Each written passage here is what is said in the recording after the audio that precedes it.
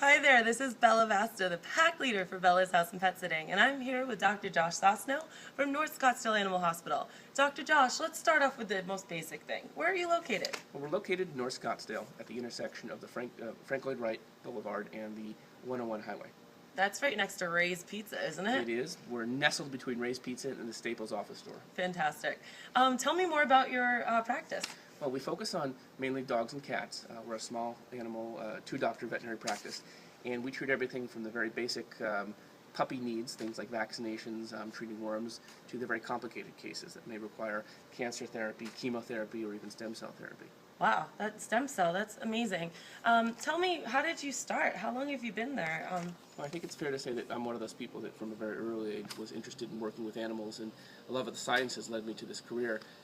I've owned the practice here for 8 years. It's been in existence for 16. And we try to practice what we consider to be an evidence-based medicine using the latest scientific literature out there with a healthy dose of hopefully solid experience and a lot of compassion.